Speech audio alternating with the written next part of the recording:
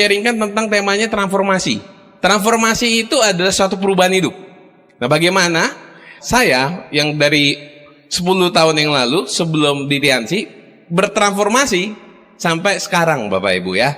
Nah, sebelumnya saya ingin tanya dulu Bapak Ibu, kira-kira apa sih perbedaan antara berubah dengan yang namanya transformasi? Karena itu kalau didengar mungkin mirip-mirip ya, tapi antara transformasi dan berubah itu mempunyai perbedaan yang sangat jauh Bapak Ibu. Jadi kalau misalkan di slide saya di sini ada yang namanya kalau ulat menjadi kepompong lalu menjadi kupu-kupu. Itulah yang namanya transformasi. Kenapa? Transformasi itu tidak bisa berubah. Jadi transformasi itu sifatnya dia permanen. Kayak misalnya gini, ibu-ibu kalau hamil 5 bulan, nggak bisa nggak jadi hamil kan? Dia mau nggak mau harus melanjutkan sampai 9 bulan sampai anaknya lahir. Nah, itu yang namanya transformasi. Transformasi adalah sesuatu yang kita berubah, tapi tidak bisa balik lagi Bapak Ibu. Nah, bayangkan, kalau Anda menjalankan bisnis Tiansi, mungkin hari ini Anda sedang punya masalah hutang, atau Anda tidak punya waktu, atau Anda punya masalah finansial, mau nggak 5-10 tahun lagi Anda bertransformasi Bapak Ibu? Jadi bertransformasi menjadi orang yang benar-benar berubah. Nah, jadi kalau bisa disimpulkan, yang namanya berubah itu temporary atau perubahan yang sementara. Kalau transformasi itu permanen. Seperti ulat menjadi kupu-kupu. Itu permanen. Dari kupu-kupu nggak akan bisa menjadi namanya ulat lagi. Karena kenapa? Karena dia sudah bertransformasi. Nah, kalau berubah itu prosesnya itu sementara. Sementara terus balik lagi. Sementara doang balik lagi. Dan di sini kalau misalkan berubah itu prosesnya 2 arah. Dia selalu memberikan jalan balik. Jadi misalnya gini, banyak dolen-dolen saya yang memulai bisnis Tiansi, dia bilang, "Pak, saya pengen berubah Pak hidupnya." Tapi begitu suruh datang ke pertemuan, sudah datang 2-3 kali, terus begitu nggak mau datang lagi. Dia itu hanya memutuskan buat berubah saja, tidak bertransformasi. Nah, jadi kalau transformasi, jadi prosesnya satu arah. Dia nggak kenal kata mundur. Jadi misalkan Anda jalanin bisnis Tiansi, ditolak. Nah, pertanyaannya, Anda mau maju apa mundur? Kalau Anda maju, Anda berarti sudah siap bertransformasi. Kalau Anda ngedon, Anda capek, Anda mengurangi irama Anda menjalankan bisnis Tiansi, itu artinya Anda sudah memutuskan buat berubah. Nah, sedangkan berubah bisa balik lagi. Sedangkan yang namanya transformasi tidak bisa kembali lagi Bapak Ibu. Prosesnya 2 arah. Transformasi itu melibatkan proses. Jadi dia pakai proses. Kepompong menjadi kupu-kupu, pakai proses nggak? Pakai proses. Anda sobek, bantu sobek kepompongnya, kupu-kupunya hanya keluar beberapa detik doang, lalu meninggal. Ternyata kepompong itu ketika ulat di dalam kepompong menjadi kupu-kupu, kepompong itu akan menyobekin kepompongnya, itu ternyata buat menguatkan tulang-tulang di sayapnya agar dia bisa terbang. Nah, sedangkan kalau kita bantu, kita sobekin kepompongnya, ulat itu akan mati, tidak menjadi kupu-kupu.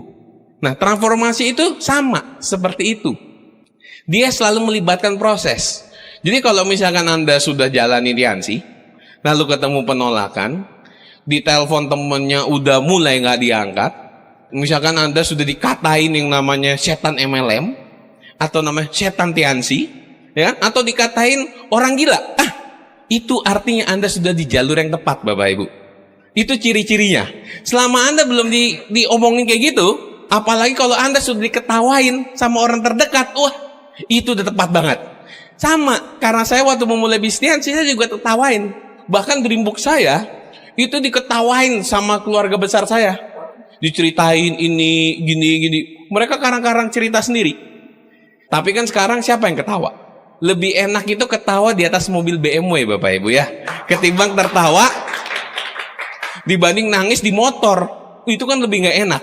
Kalau Anda sudah dalam kondisi seperti itu, berarti selamat, karena Anda sudah di jalur yang tepat. Dan ingat, transformasi harus maju, nggak kenal mundur. Jadi pilihannya apa? Maju doang. Kan kita mau bertransformasi. bukan berubah.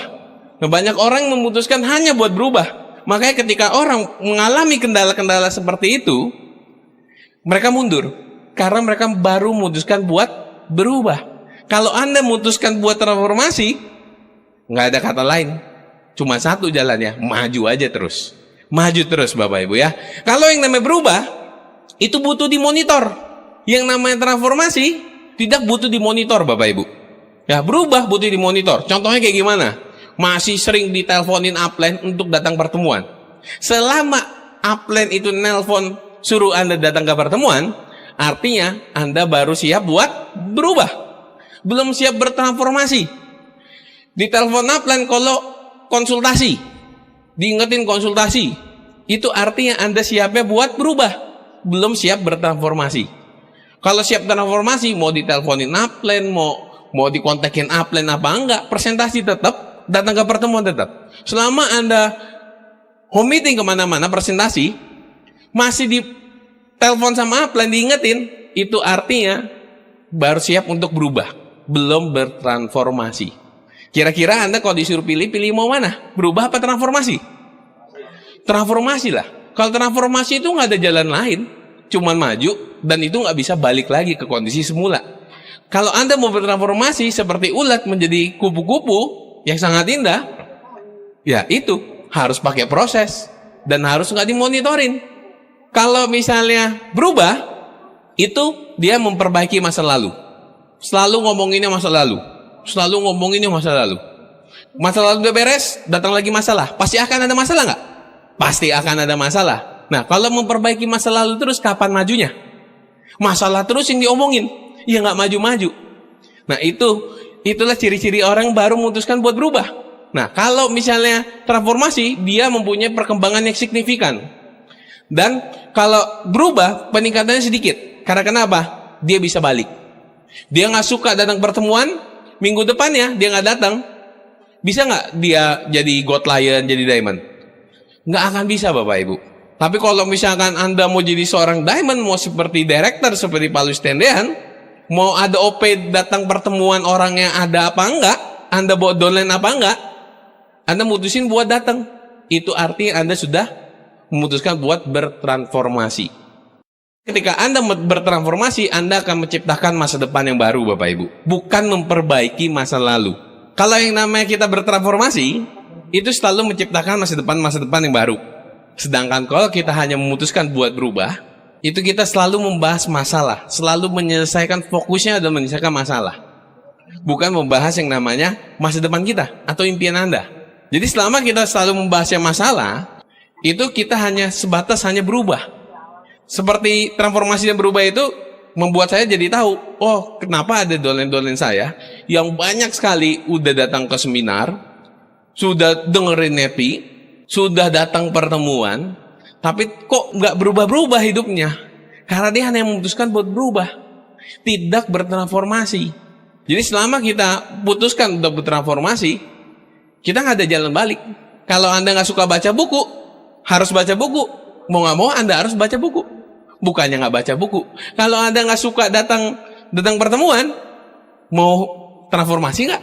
Nah, selama Anda mutusin buat, datang pertemuan agak males jauh, macet. Kalau Jakarta itu kan hobi banget yang namanya macet ya. Orang Jakarta itu kan paling kompak.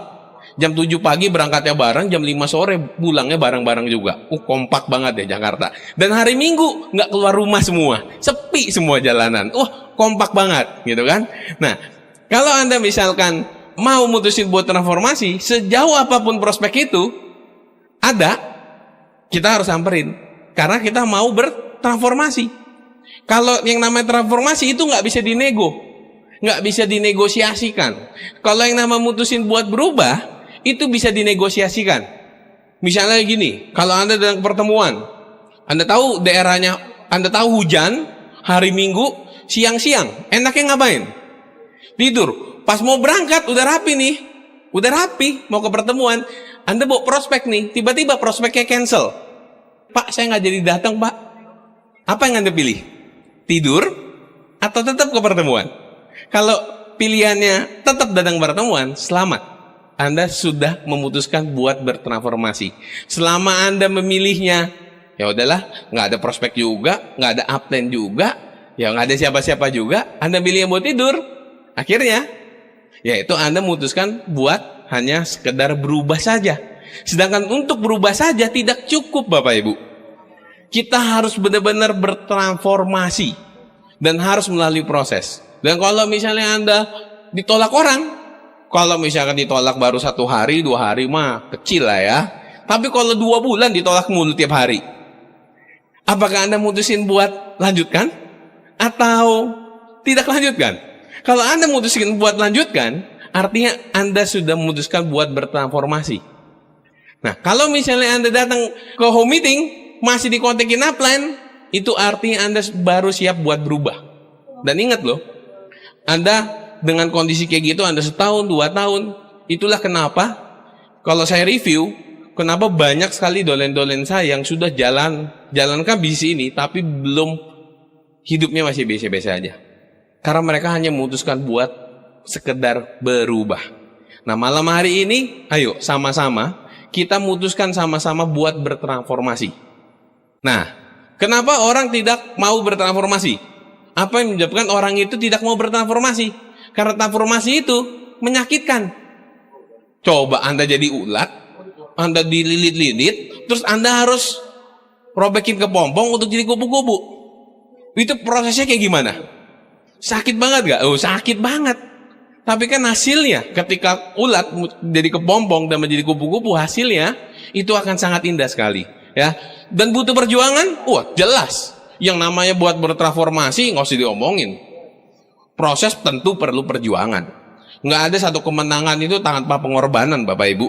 Dan butuh pengorbanan. Butuh sekali pengorbanan. Misalnya nih Anda sebagai seorang karyawan, waktu Anda cuma punya Sabtu Minggu. Bahkan mungkin Anda punya waktu cuma hari Minggu sama anak Anda, sama keluarga Anda. Tapi kan Anda tahu, Anda jalan di bisnis Tiansi, pertemuan Tiansi kebanyakan hari apa? Hari Minggu, ya kan? Nah, Anda mau nggak berkorban sementara, ngurangin waktu istirahat Anda, ngurangin waktu untuk sama keluarga Anda? Bukannya nggak boleh. Tapi 2-3 tahun lagi kalau Anda sudah jadi God Lion, Anda mau bareng waktu keluarga tiap hari, ya butuh pengorbanan, ya. Dan resiko nggak? Jelas beresiko. Anda harus banyak kurangin waktu. Kayak waktu dulu saya memulai bisnis Tiansi, saya itu hampir nggak punya waktu yang namanya, kalau waktu itu anak seumuran saya, umur 19-20 tahun, itu mereka rata-rata menghabiskan waktu buat ngapain? Buat pacaran, buat nongkrong di kafe. Nah, saya itu sama sekali nggak punya waktu untuk, bahkan untuk ngobrol pun dengan teman-teman saya itu bahkan nggak punya waktu. Saya kebanyakan dulu kuliah langsung pulang. Bukan pulang sih, langsung presentasi. Itu bagian dari resiko. Dan pasti ketemu masalah nggak? Ya jelas lah ketemu masalah. Hidupnya kan udah punya masalah kan? Nah, Anda mau transformasi, ketemu masalah baru. Nah, masalah itu buat jadi pembelajaran Bapak Ibu. Jadi Anda pasti akan ketemu masalah baru. Karena kenapa? Anda melakukan sesuatu yang extraordinary. Sesuatu hal yang luar biasa, tentu Anda akan mempelajari sesuatu yang baru. Ya, jadi pasti akan ketemu masalah. Kenapa banyak orang yang tidak mau bertransformasi? Karena mereka nggak mau merasakan perjuangannya, dan mereka nggak mau merasakan yang namanya pengorbanannya, resikonya, dan mereka nggak mau ketemu dengan masalah. Mereka nggak mau menyelesaikan masalah yang ada. Itulah hal-hal yang menyebabkan orang tidak mau bertransformasi. Jadi kalau Anda sudah mengalami ini, artinya Anda sudah siap bertransformasi. Ya, apalagi kalau misalkan kalau yang kerja hari Minggu doang yang punya waktunya, Anda mau mengorbankan waktu Anda hari Minggu, yang hari Anda satu-satu istirahat, atau bareng keluarga Anda tunda dulu sementara, Anda berarti sudah siap bertransformasi. Ya, banyak orang yang nggak siap itu Bapak Ibu. Nah, saya yakin Anda semua di sini yang bahkan yang nonton di Indonesia maupun di luar negeri, saya yakin Anda semuanya siap untuk berkorban, untuk bertransformasi. Berkorban untuk menjadi sesuatu yang baru Bapak Ibu. Berkorban untuk demi masa depan Anda. Jadi, ayo kita sama-sama kita bertransformasi menjadi kupu-kupu Bapak Ibu ya. Ketika Anda mau bertransformasi, ada satu penyakit yang akan menghalangi Anda, yang namanya akrasia. Akrasia itu kalau bahasa Inggrisnya disease, atau namanya penyakit. Ya, akrasia itu ciri-cirinya kayak gimana? Ciri-cirinya nih kayak gini. Misalnya, Anda ada janji home meeting sama plan Anda. Anda jadi home meeting atau dengan prospek Anda. Anda janji jam 3, datangnya jam 4. Itu namanya akrasia. Jadi kalau Anda datang pertemuan nih, hobinya datangnya pas sudah presentasi habis, wah itu akrasia banget Bapak Ibu. Jadi ketika Anda memutuskan buat bertransformasi, ada satu penyakit yang siap menyerang Anda, yang namanya akrasia. Nah, akrasia ini penyakit nomor 1 berbahaya. Kedua jantung. Nomor 1 berbahaya itu akrasia itu Bapak Ibu ya. Jadi hati-hati, penyakit nomor 1 berbahaya di dunia gitu. Karena di sini kalau misalkan Anda terserang penyakit akrasia ini, bukan hanya jantung Anda berhenti, yaitu keluarga Anda dikorbanin, masa depan Anda nggak jelas gitu ya. Jadi akrasia ini sangat-sangat berbahaya sekali. Ya, jadi perlu kita hindari dengan akrasia ini. Ketika Anda bertransformasi nih, oke Pak, saya siap untuk bertransformasi. Saya habis nonton webinar, saya siap Pak bertransformasi. 10 tahun lagi, saya harus jadi eksekutif director. 5 tahun lagi, saya harus jadi eksekutif director. Tiba-tiba besok OP, udah datangnya telat. Nah, itu akrasia. Kayak tadi, yang saya tadi. Misalkan Anda mau datang OP, hari Minggu, Anda bawa prospekan 1, tiba-tiba prospekannya cancel. Nah, Anda datang apakah enggak? Kalau Anda datang, Anda transformasi. Nah, kalau Anda enggak, Anda siap untuk berubah. Nah, itulah yang namanya penyakit akrasia menyerang Anda. Kalau yang misalnya kayak saya nih sanguin, kalau baca buku, bukunya buka, matanya tutup. Nah, itu ciri-ciri akrasia juga. Jadi kalau misalkan Anda memutuskan buat bertransformasi, pasti akan ketemu yang namanya akrasia ini. Jadi hari ini saya sudah kasih tahu nih, itu penyakit yang namanya akrasia. Lalu apa Pak yang menjadi sebuah kunci kesuksesan? Gimana Pak caranya saya itu bisa melawan akrasia-akrasianya? Caranya adalah kita harus merubah paradigma kita. Kita harus merubah paradigma kita Bapak Ibu ya. Ya, contohnya kayak gini. Di sini ada yang namanya alam sadar, ada alam sadar dan alam bawah sadar. Alam sadar kita itu didapatin dari edukasi. Kayak contohnya, Anda dalam pertemuan, Anda dalam seminar, Anda dengerin NetP, Anda konsultasi, Anda baca buku, itu masuknya ke alam sadar Bapak Ibu. Dari alam sadar lalu akan disaringkan melalui paradigma kita, yang itu alam bawah sadar. Alam bawah sadar kita ini akan menentukan hasilnya. Nah, dari alam sadar Anda, edukasi yang masuk itu semua akan disaring oleh alam bawah sadar kita, yang namanya paradigma. Dan itu akan menentukan hasilnya. Oh, jadi begini Pak cara untuk sukses. Saya harus bertransformasi. Tapi alam bawah sadar Anda masih terserang akrasia nih. Masih sering ngaret-ngaretan. Kalau misalkan pertemuan masih sering dikasih tahu upline, ya. Konsultasinya masih di kontek-kontekin upline, kayak upline jadi downline gitu. Masih dikejar-kejar gitu kan. Nah, itu alam bawah sadar Bapak Ibu. Kalau misalnya ini yang masuk Y, nih, edukasi, bentuknya Y, alam bawah sadar X, paradigma. Maka hasilnya tetap aja akan X. Dia nggak akan berubah. Kenapa? Banyak sekali downline-downline saya yang sudah datang pertemuan, dengerin NetP, baca buku, konsultasi, terus hasilnya masih sama-sama aja. Karena paradigmanya dia belum berubah. Karena alam bawah sadarnya belum berubah. Nah, gimana cara merubah alam bawah sadar ini? Itu yang sangat penting. Nanti akan saya bahas. Ketika alam sadar kita itu Y, alam bawah sadar X, hasilnya akan X.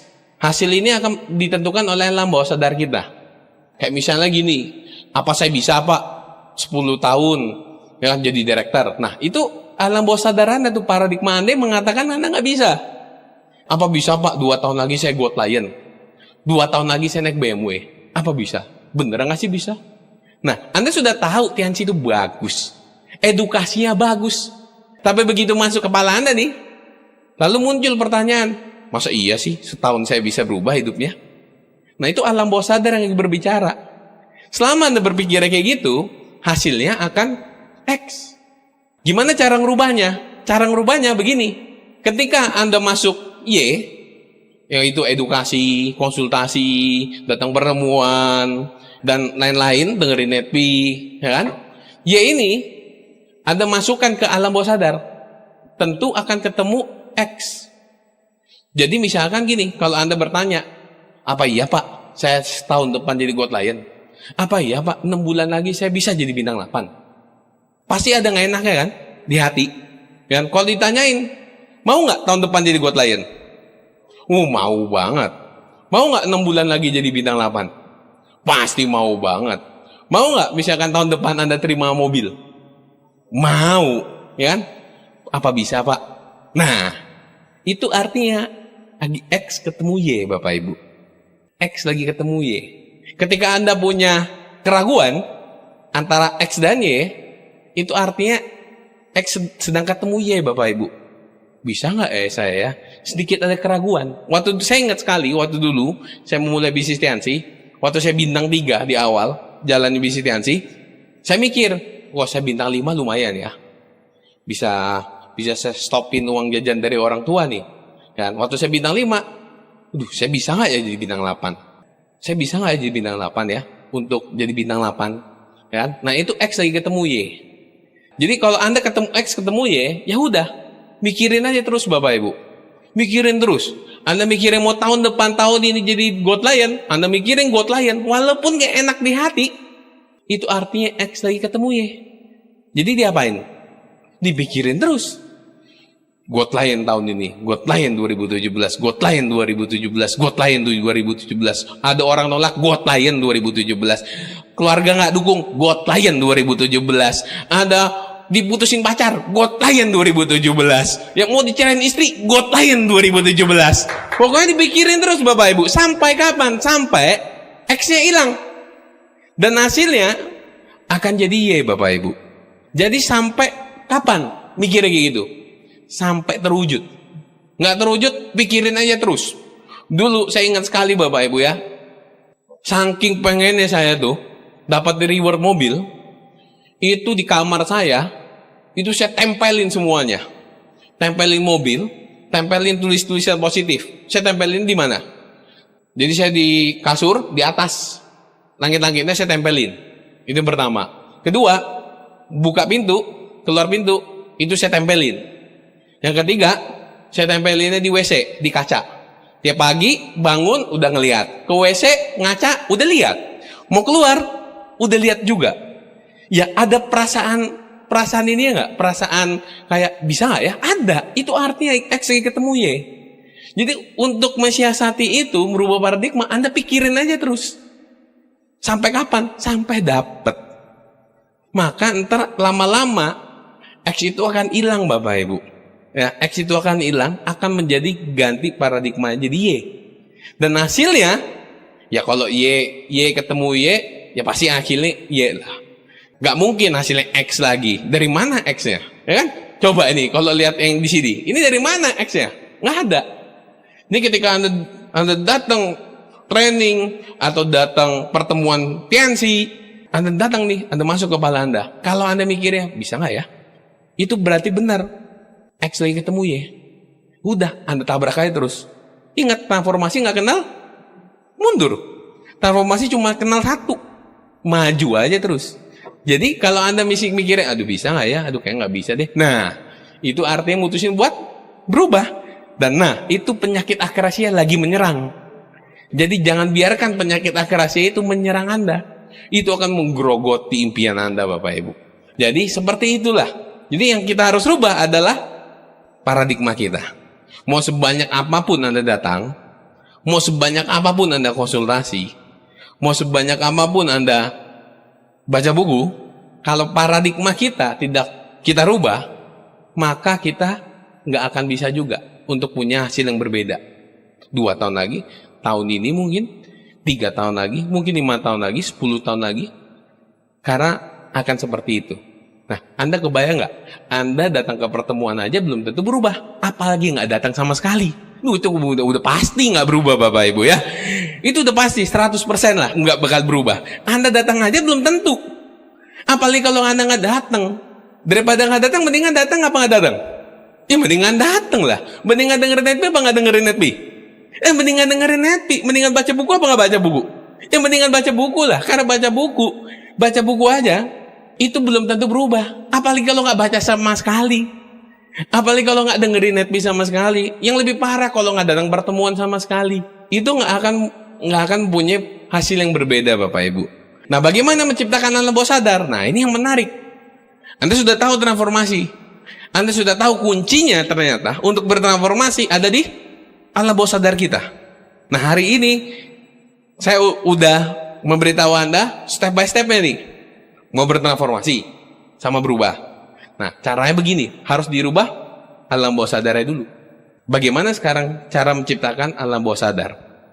Alam bawah sadar kita tuh kayak program.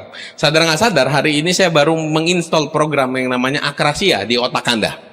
Jadi Anda yang sedang menonton udah tahu kan Akrasia? Nah, sudah tahu banget. Itu artinya saya sudah menginstall program Akrasia di pikiran Anda, Bapak Ibu.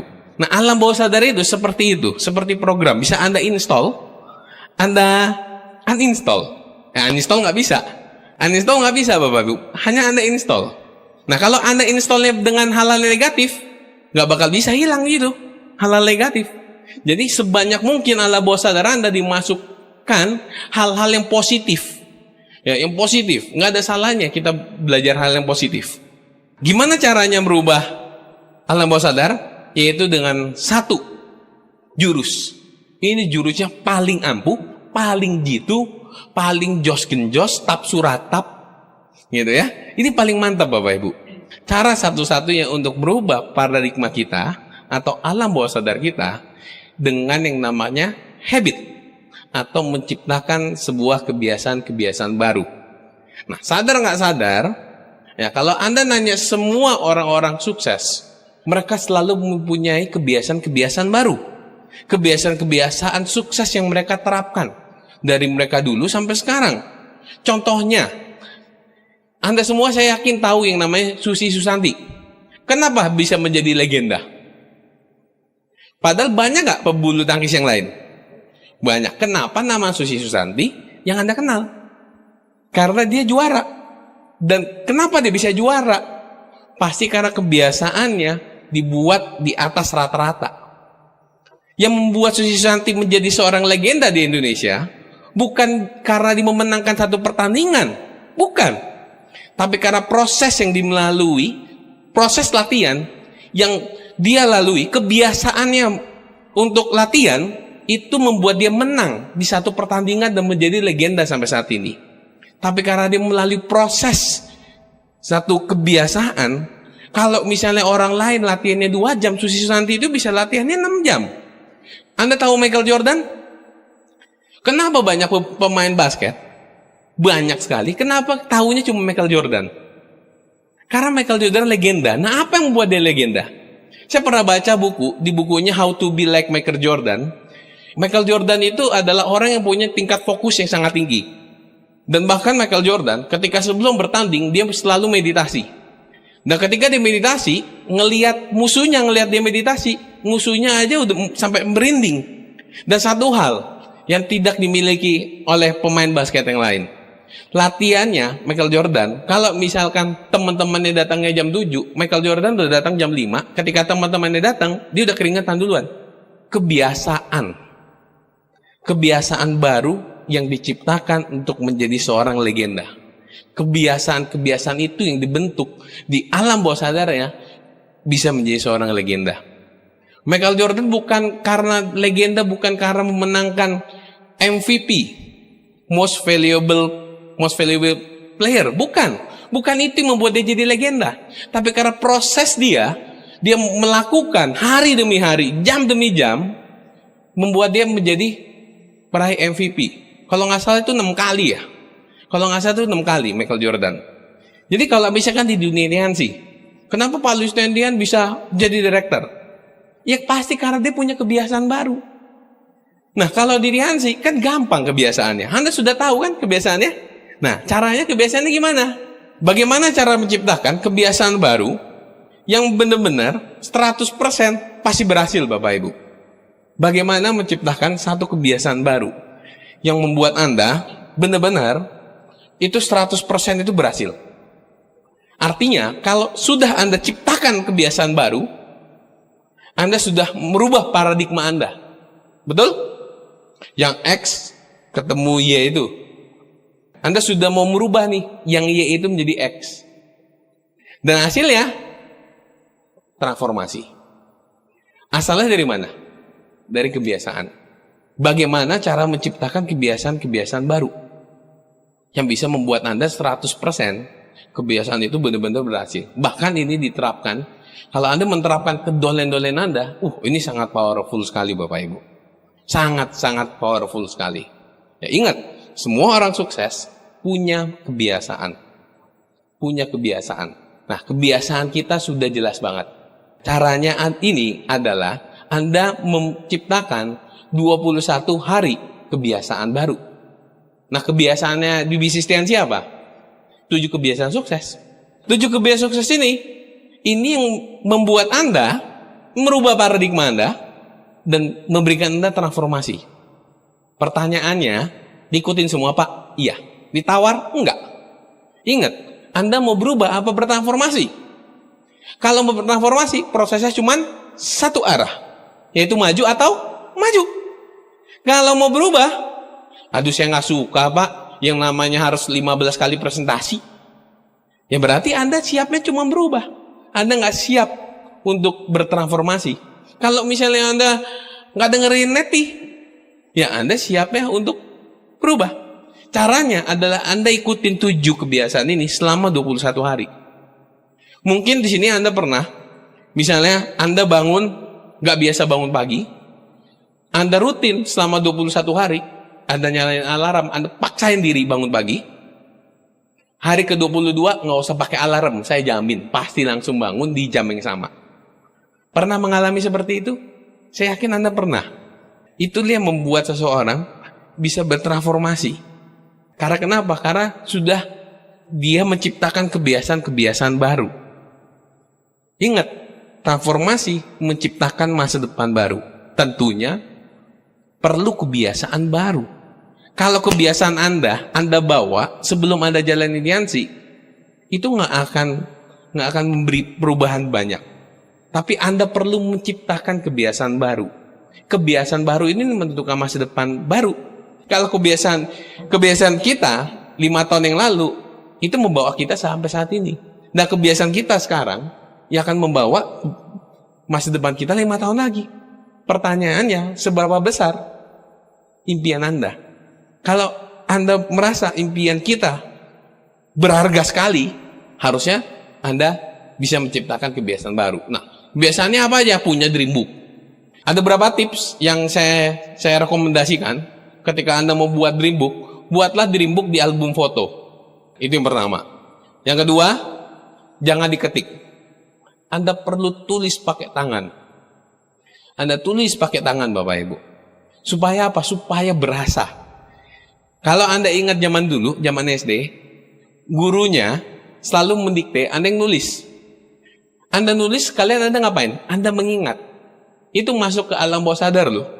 Jadi perlu Anda, kalau Anda ketik, Anda tutup bukunya, lupa. Tapi kalau Anda tulis, Anda ingat. Analogi kayak gini. Kalau misalnya Anda dari rumah Anda, mau ke rumah teman Anda, dari A mau ke B, Anda nyetir mobil, tapi Anda disetirin sama teman Anda, ingat nggak alamatnya? Suruh ke sana lagi? Enggak. Tapi kalau misalnya Anda nyetir, Anda ingat nggak jalannya? Ya ingat. Ya, walaupun sama-sama, kayaknya belok sini deh. Iya nih belok sini. Ya, tapi selama Anda disetirin, ingat nggak? Enggak. Nah, itulah efek seperti menulis. Jadi kita perlu menulis. Saya ingat sekali, waktu saya bintang 3, Bapak Ibu, saya dengerin Netmi yang pertama kali, judulnya itu dari Netmi-nya Pak Louis. Judulnya Anda Diamond Berikutnya. Ketika saya dengerin Netmi itu, saya langsung memutuskan saya harus jadi diamond termuda. Dan saya itu tulis, waktu itu minggu depannya, 2 minggu kemudian, minggu depannya, waktu itu ada acara di Bandung, dan saya menghadiri acara di Bandung itu, saya masih bintang 3, Bapak Ibu. Dan saya cari rumah Pak Louis tendean. Kata di Dago Pakar. Saya cari. Ada rumah yang rame-rame orang tuh. Itu mobilnya gitu kan. Saya masuk. Waktu itu Pak Louis lagi meeting grup. Pak Luis lagi meeting group, saya foto-foto lagi, ya kan? Begitu, udah Pak Luis selesai meeting group, saya bilang, Pak, minta foto, Pak. Nah, fotonya itu saya pakai celana pendek sama kaos. Rambut saya dulu gondrong, Bapak Ibu. Dan saya tempel di dream book, saya tulis di tangan. Suatu saat nanti Pak Luis akan tanda tangan di sini, saya sebagai diamond, Bapak Ibu. Ya, dan itu terwujud. Ngeri sekali loh, Bapak Ibu. Efek dari impian ini ngeri sekali. Karena kenapa? Karena segala sesuatu diciptakan 2 kali. Contohnya, sebelum meja ini dibuat, itu dibuat dulu dalam pikiran kita. Sebelum gedung itu dibangun, gedung itu dibuat dulu di blueprintnya. Sebelum Anda membangun rumah itu dipikirin dulu nggak mau bangunnya kayak gimana? Dipikirin. Nah, apalagi bangun masa depan. Perlu dipikirin? Perlu banget. Gedung sama masa depan Anda pentingan mana? Masa depan. Nah, gedung aja yang lebih pentingan masa depan, gedung aja dibangun butuh dipikirin, apalagi impian Anda. Perlu nggak dipikirin? Perlu banget. Dan itu sangat-sangat perlu. Jadi hati-hati nih.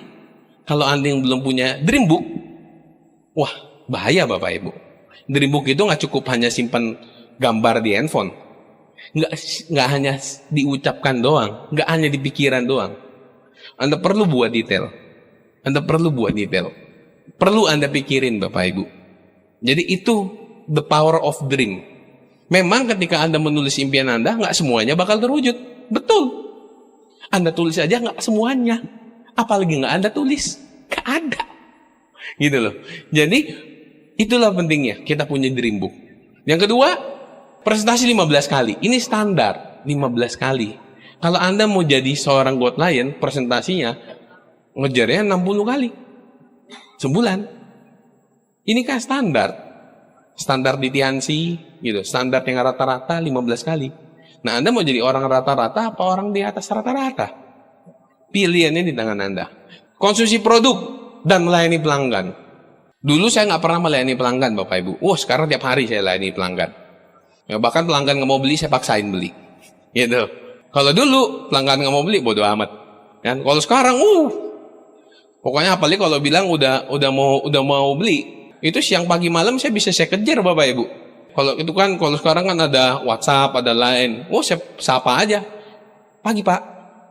Udah siang? Siang Pak. Udah sore? Sore Pak. Udah malam? Malam Pak. Besoknya nggak dibalas? Lagi. Paling di Delcon. Gitu loh. Nggak bakal ditonjok Bapak Ibu ya. Nggak bakal disiram air gitu kan. Anda diusir gitu kan. Nggak bakal. Apalagi kalau Anda sudah tahu rumahnya. Waduh. Itu enak banget Bapak Ibu. Anda mau produk, Anda ketok-ketokin. Pagi yang ada, datang siangnya. Siang yang ada, sorenya. Sore yang ada, malamnya Bapak Ibu ya. Saya pernah ya datengin orang, sampai saya dimaki-maki loh. Sampai dikatain, waduh kebun binatang semua itu keluar Bapak Ibu. Saya pernah gitu. Ditunjuk-tunjuk, dikatain kasar sekali Bapak Ibu ya kan. Lagian saya panggil siapa, nggak dibales. Nggak dibales kan tuh jawab iya. Ya kan? Pak, nanti malam saya ke rumah ya Pak ya. Nah dia nggak bales kan berarti iya kan. Nah kalau dia bilang enggak gitu kan saya enggak. Dia kan nggak bales. Ya saya bilang wah berarti iya nih. Ya kan. Saya datang malam ke rumahnya ada. Tapi ada saya dimaki Bapak Ibu ya. Nah itu bagian dari pengorbanan Bapak Ibu ya. Jadi Anda perlu ngalamin hal-hal seperti itu Bapak Ibu ya. Nah jadi dan baca buku positif 15 menit. Ya buku positif buku apa aja? Kenapa perlu buku apa aja? Nggak mesti buku yang namanya buku tentang pengembangan diri. Anda boleh baca buku apa aja, kayak buku macam-macam lah. Supaya apa? Kalau misalnya kan pas Anda lagi ketemu orang developer ngomongin properti, Anda tahu apa yang diomongin. Kalau misalkan Anda ketemu orang politik, nah Anda tahu harus bahasnya apa. Jangan orang developer Anda ngomonginnya sawah gitu kan, agrobisnis gitu, nggak bakal nyambung Bapak Ibu ya. Jadi itu buat untuk menambah wawasan kita. Jadi baca buku apa aja yang penting positif. Jangan buku populer, FAM gitu Bapak Ibu ya. Itu nggak nambah positif Bapak Ibu ya. Itu nambah negatif ya Bapak Ibu ya. Nah, terus mendengarkan 1 CD Netmi setiap harinya.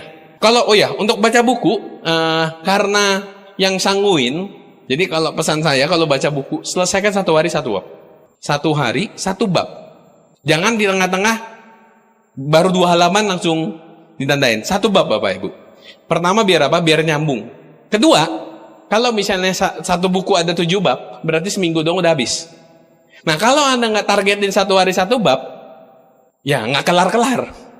Gitu kan? Biasanya kalau sanguin gitu, baca buku baru sampai setengah, ada buku bagus beli. Baca akhirnya 1 deret buku cuman setengah. Ya, bahkan ada cuman kata pengantar doang dibaca, habis itu beli buku lagi gitu kan. Nah, jadi saran dari saya 1 hari 1 bab Bapak Ibu. Dan buku itu mempunyai efek yang sangat luar biasa. Ingat loh, kita mau menciptakan kebiasaan baru. Kebiasaan baru ini akan merubah paradigma kita. Kita membaca buku, Anda bayangkan kalau misalnya 1 bulan ada 1 buku Anda baca, habis. Setahun ada berapa buku? Anda kalau misalkan 2 tahun baca bukunya, ada 24 buku. Bayangin, 24 buku masuk ke kepala Anda, kira-kira kepribadian Anda berubah? Pola pikirnya berubah? Berubah sekali. Ya, karena kalau misalnya kita mau naikin penghasilan, ya, misalkan penghasilan Anda berapa gitu, misalkan sebulan. Penghasilan Anda itu yang membuat Anda, pola pikir Anda itu membuat penghasilan Anda seperti sekarang. Analogi gini, kira-kira pola pikir orang yang kerja 1 juta penghasilan 1 bulan dengan 10 juta 1 bulan, pola pikirnya beda, cara kerjanya beda, kebiasaannya beda. Nah, orang yang 10 juta dengan 50 juta, pola pikirnya beda, cara kerjanya beda nggak? Pola kerjanya beda nggak? Kebiasaannya berbeda nggak? Orang yang penghasilan 50 juta dengan yang 100 juta 1 bulan, beda nggak isi ininya?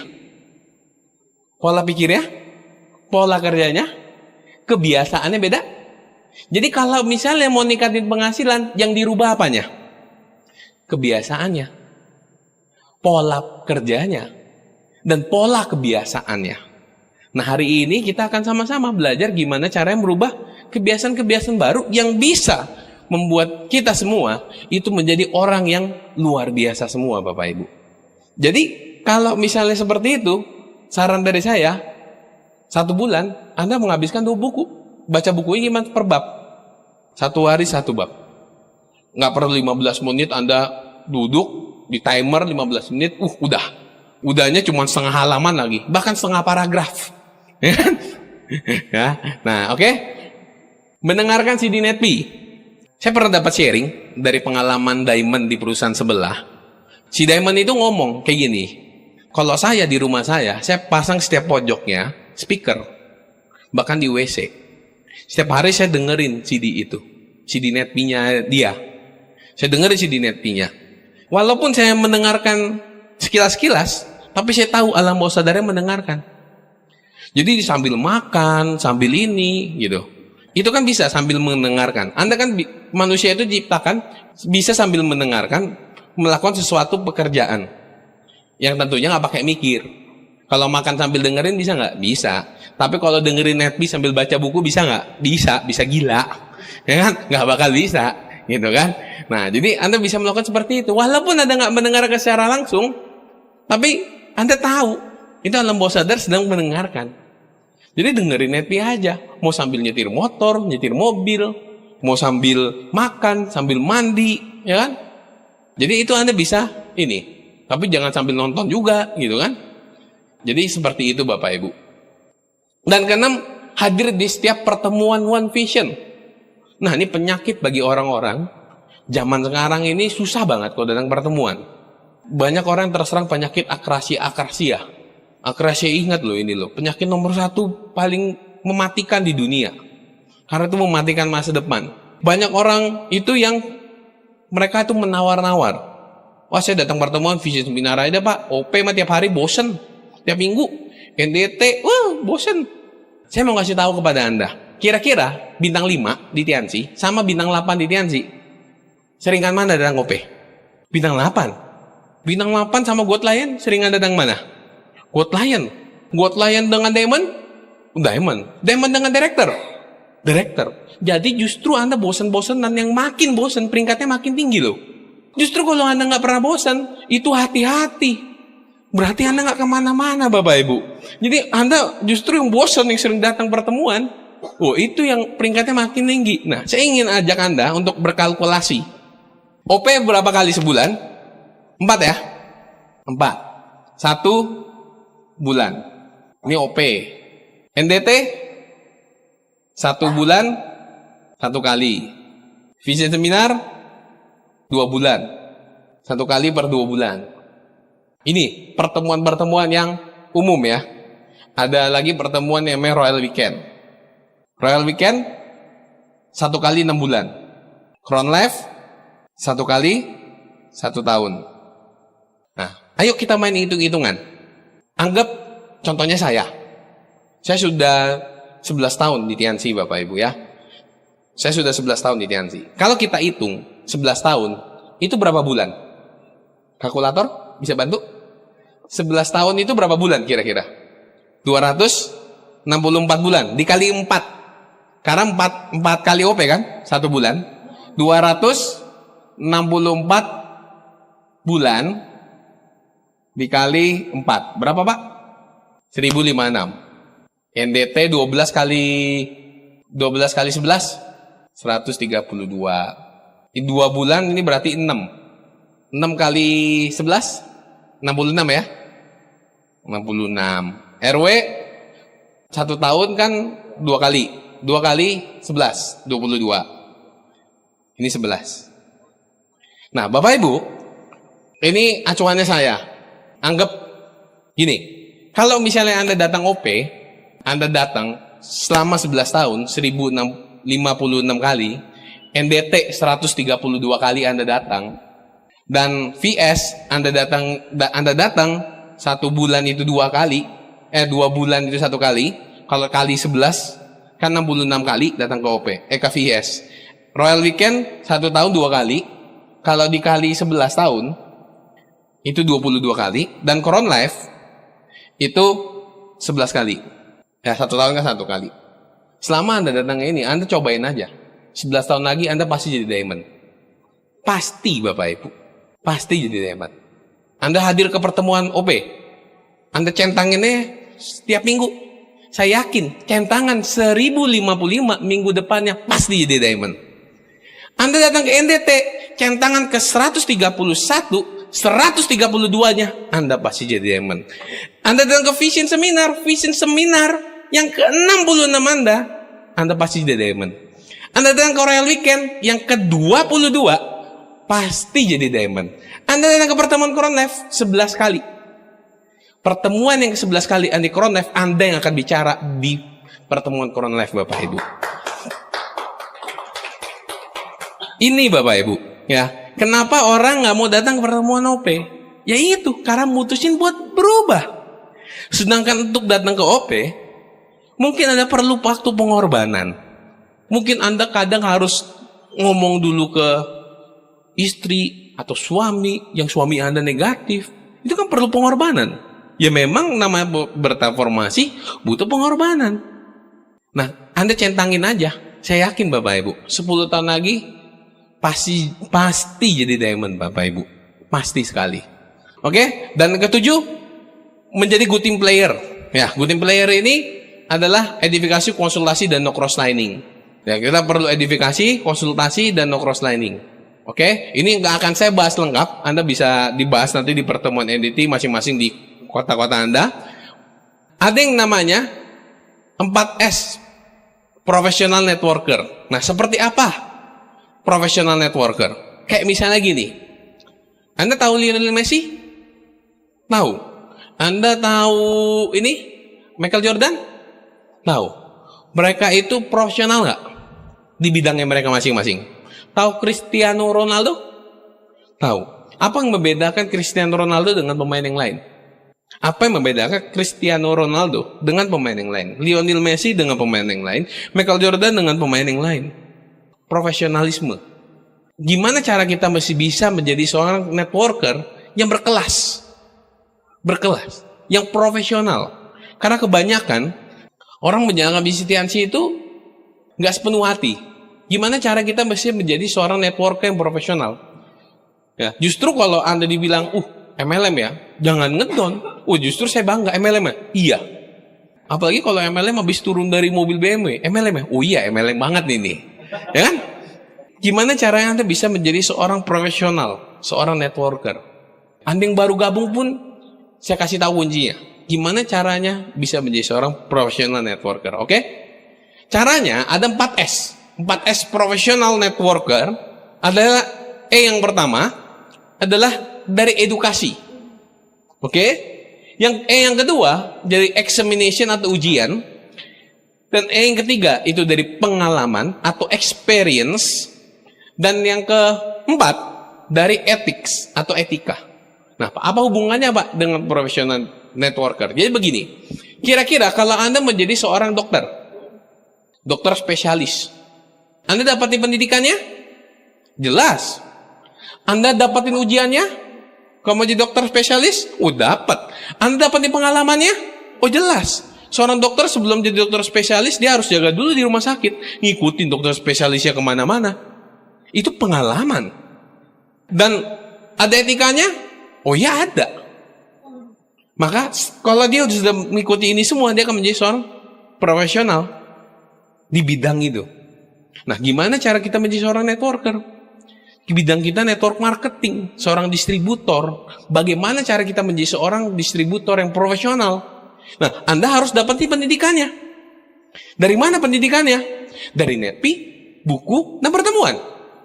Ya, saya ulangin. Pendidikannya itu dari NetPi, buku, dan pertemuan. Anda dapatin ujiannya? Oh, jelas dapat. Anda ditolak?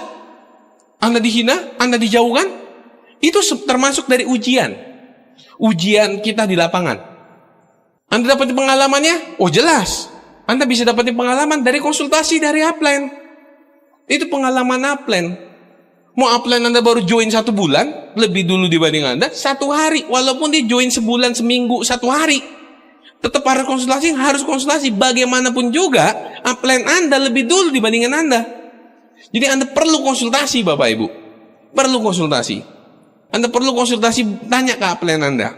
Dan yang keempat, ada etika. Jelas, etika kita edifikasi, konsultasi, dan no cross-lining. Itu etikanya. Bisa nggak Anda menjadi seorang profesional networker, ngurangin salah satu ini? Nggak akan bisa. Itu bukan 4S lagi, Bapak Ibu. Misalkan Anda nggak dapetin pendidikannya, nggak datang ke pertemuan, nggak dengerin CD, nggak dengerin NetPi, terus begitu nggak baca buku, nggak datang pertemuan RW, Crown Life, Anda bisa nggak? Nggak akan bisa.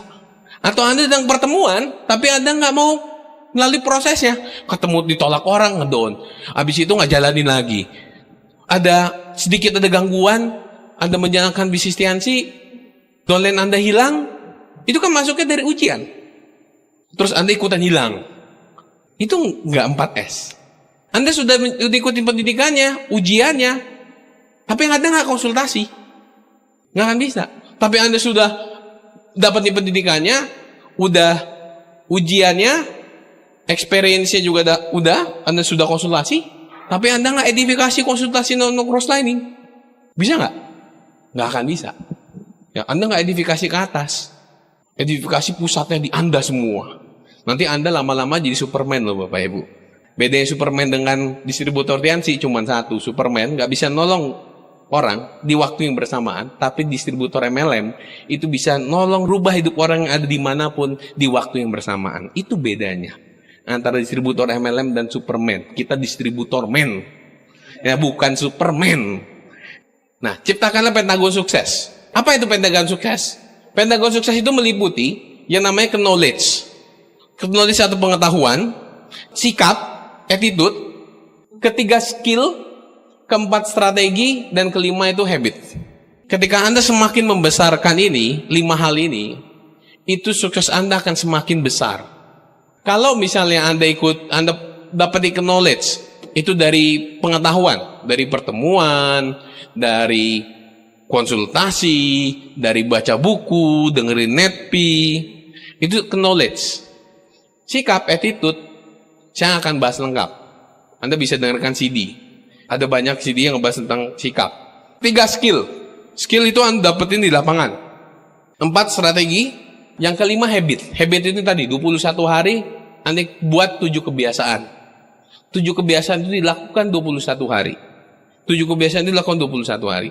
Semakin besar pentagon ini, semakin Anda menambah knowledge Anda semakin merubah sikap Anda semakin mahir di skill Anda. Skill itu dengan butuh jam terbang. Jadi nggak ada tuh orang yang langsung jago ngomong. Saya dulu juga nggak bisa ngomong seperti ini. Itu kita belajar, itu jam terbang. Skill, semakin Anda memahami strategi bermain di jaringan Anda dengan konsultasi kepada upline, dan Anda menciptakan kebiasaan-kebiasaan baru, pentagon sukses ini akan semakin besar, dan akan semakin besar juga kesuksesan Anda. Jadi inilah pentagon sukses. Nah, ini ada namanya the way of wisdom. Ya, wisdom itu kalau di kamus bahasa Inggris ada yang namanya keahlian dan kebijaksanaan. Kalau kita sudah gedein pentagon sukses, kita akan bisa nyampe yang namanya the way of wisdom. Oke, nah apa itu? Gimana cara mencapai the way of wisdom ini? Nah, ada yang namanya DAKW. D itu data, I itu informasi, K itu knowledge, W itu wisdom. Jadi, ketika misalnya hari ini Anda datang webinar, Anda nonton di webinar, itu lagi masukin data. Nah, data ini akan percuma kalau Anda nggak mencatat. Kalau Anda catat, itu akan jadi informasi. Kalau Anda mencatat, itu hanya sebatas informasi. Tapi kalau Anda lakukan, itu jadi yang namanya knowledge. Ketika Anda melakukan, pasti ada kegagalan nggak? Pasti. Ketika Anda kegagalan, itu kan jadi pengetahuan. Oh, ternyata begini ya. Oh, ternyata begitu ya. Jadi pas Anda ngelakuin, itu akan jadi pengetahuan Anda. Anda ulang-ulangin terus, akan jadi yang namanya wisdom atau sukses, kesuksesan. Jadi hari ini kita sudah sama-sama belajar. Anda mulai mencatat, ingat. Ketika Anda dengarkan saya, itu hanya sebagai data. Ketika Anda mendengarkan ulang dan Anda catat, itu hanya sebatas informasi. Nah, informasi itu akan jadi berharga ketika Anda melakukan. Itu namanya knowledge. Ketika Anda melakukan knowledge, Anda pasti akan ketemu kegagalan. Tapi Anda buka lagi. Anda akan ketemu kegagalan, Anda buka lagi. Sampai akhirnya Anda mencapai yang namanya wisdom. Anda tahu ini siapa? Ini adalah Eder. Eder itu adalah seorang pencetak gol di Portugal. Tahun 2016, negara Portugal mencapai final di Piala Eropa bertemu dengan Perancis. Dan di menit ke-12, Ronaldo ditackle oleh lawannya sehingga dikeluarkan. Harus diganti karena mengalami cedera di bagian lutut atau hamstring atau paha ya. Saya nggak begitu jelas. Pokoknya dia cedera, harus keluar. Lalu Ronaldo digantikan oleh Eder ini. Dan saya yakin ketika Ronaldo keluar digantikan oleh Eder, banyak orang yang mengatakan, wah, Perancis aja yang menang nih pasti. Perancis ada yang menang. Tapi mereka melupakan Eder ini, Bapak Ibu.